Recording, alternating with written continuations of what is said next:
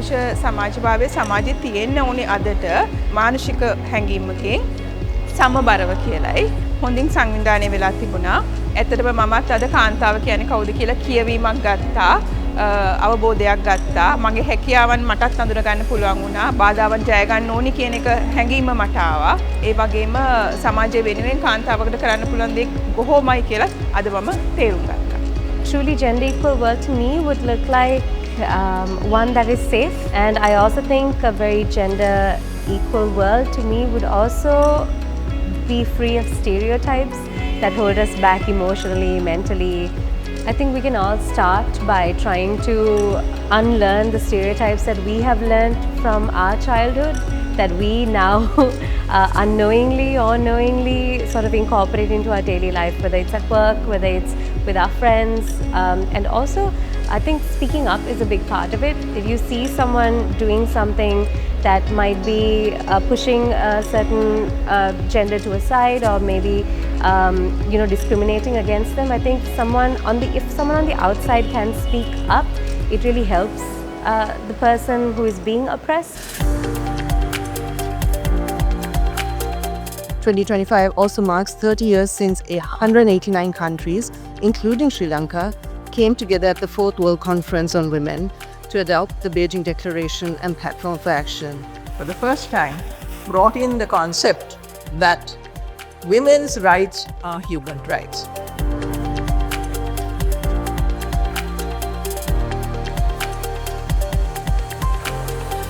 புதிய ஒரு அறிக்கை ஒன்று வந்திருக்கு.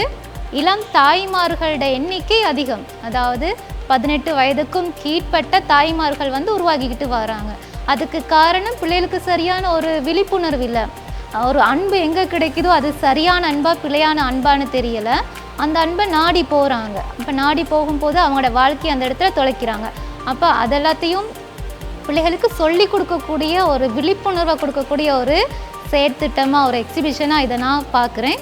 අපි මුලින්ම මේ ලෝකෙට බිහි වෙන්නේ මිනිස්සු විදියට. මේ ලෝකේ පළවෙනිම දේ තමයි හියුමන් කියන එක. ඊට පස්සේ තමයි ෆීමේල් මේල් අනිත් හැමදේම එන්නේ එළියට. ස්වභාව ධර්මය අනුව අපි ෆිසිකලි අපි වෙනස් විදිහට තමයි බිහි කරලා තියෙන්නේ. හැබැයි අපේ මනස ගත්තොත් අපිට කරන්න පුළුවන් වැඩ ගත්තොත් අපි එතන කිසිම වෙනසක් තියෙනවා කියලා මම හිතන්නේ නැහැ. පිරිමි ළමයෙක්ට ජොබ් ඔපචුනිටි එකක් තියෙනවා නම් CEO කෙනෙක් වෙන්න ඒත් එක්කම අනිත් දේවල් කරන්න ගෑනු ළමයෙක්ටත් පුළුවන් ඒ විදිහේ දේවල් කරන්න. ඒ වගේම පිරිමි ළමයෙක්ටත් පුළුවන් ඒ අතින් තමන්ගේ පවුල බලා ගන්න, දරුවෝ බලා ගන්න. ඒක අතර අර සයිකොලොජිකලි පිරිමි ළමයෙක් මම ළමයි බලා ගන්න එක, ගෙවල් අතු ගන්න එක කරන්නේ නැහැ කියලා වගේ ඒ වගේ මයින්ඩ්සෙට් එකක් තියෙන එක මම හිතන්නේ ඒක හොඳ දෙයක් කියලා. එයාලා ඉපදෙන දවස් ඉඳන් එයාලට දෙන ටෝයි එකේ ඉඳන් ගෑනු ළමයෙක් මේ විදිහට හදන්නේ, පිරිමි ළමයෙක් මේ විදිහට හදන්නේ කියලා එයාලගේ සයිකොලොජිකලි හදලා තියෙන බැරියර් එක එයාලා කියන්නේ එයාලට දන්නේ නැතුව අන්කොන්ෂියස්ලිම ලොකු වෙනකොට එයාලා ජොබ් එකක් තෝරගන්නකොට සමහර වෙලාවට එයාලා කලා කටයුතු කරනකොට ඒ වගේ දේවල් වලදීත් එයාලගේ ඒක එයාලට දැනෙන්නේ නැතුව මෙලියට එනවා. මම හිතන්නේ ඒ සමානාත්මතාවය හදන එක අපේ සමාජීය වගකීමක්.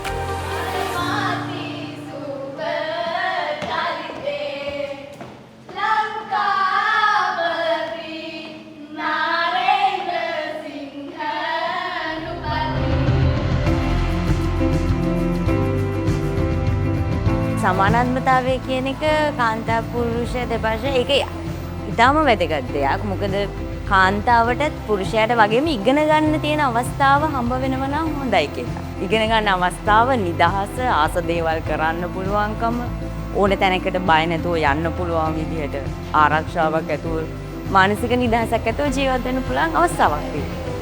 පොඩි කාලේ අහපු ප්‍රශ්නයක් අම්මටද වැඩියෙන් ආදරේ තාත්තටද වැඩියෙන් ආදරේ කියලා. නමුත් අපි ගොඩාක් අසරණ වුණා ඒ අවස්ථාවේ. නමුත් අපි දැනගත්ත පස්සේ කාලෙකදී දෙන්නටම එක වගේ ආදරේ කියලා. එහෙනම් සමාජය තුළදීනුත් අපිට මේ දෙන්නටම එක වගේම එක විදිහකට සලකන්න පුළුවන්.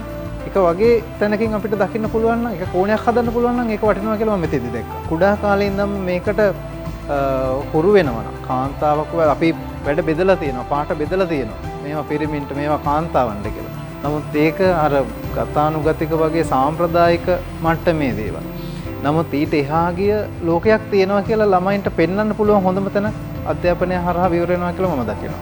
කාන්තාවන් සම්බන්ධයෙන් තියෙන මිත්‍යා මත විශේෂයෙන් ඒගොල්ලොන්ගේ ඔසප් සමය අදාළව තියෙන මිත්‍යා මත ගැන කතා කරලා තිබුණා. අමාවි පිරිමි දරුවෝ ටිකක් එක්ක ඒගොල්ලොන්ටත් ගොඩක් ලොකු අයිඩියා එකක් තිබුණේ නැහැ. සමහර වෙලාවට ගෙදර අම්මා හරි අක්කා හරි ඔසප් කාලේදී වේදනාවෙන් ඉන්න එක මේක සාමාන්‍ය දෙයක්, මේක හැමෝටම වෙන දෙයක්, මේක අසාමාන්‍ය දෙයක් නෙවෙයි. ඒ වගේ දේවල්, ඒ වගේ මිත්‍යා මත තියනවා නම් ඒක එහෙම නෙවෙයි කියලා දරුවන්ට කියලා දුන්න මේ ප්‍රදර්ශනයෙන්. සමහර වෙලාවට පාසලේදී මේ වගේ සෙෂන්ස් කරනවා විශේෂයෙන් යෞවන දින දරුවන්ට. එතකොට අර ගොඩක් ලොකු පිරිසකට එක සැරේ අපිට ප්‍රායෝගික ක්‍රියාකාරකම් වගේ දේවල් අපිට කරන්න අමාරු. ඒකෙන් යම් දෙයක් ගන්න දරුවනුත් ඉන්න පුළුවන්, නැති දරුවනුත් ඉන්න පුළුවන්. ඒකෙනුත් යම් කිසි දෙයක් වෙනවා. හැබැයි මේකේ ඊට වඩා වැඩි දෙයක් සිද්ධ වුණා කියලා මම විශ්වාස කරනවා.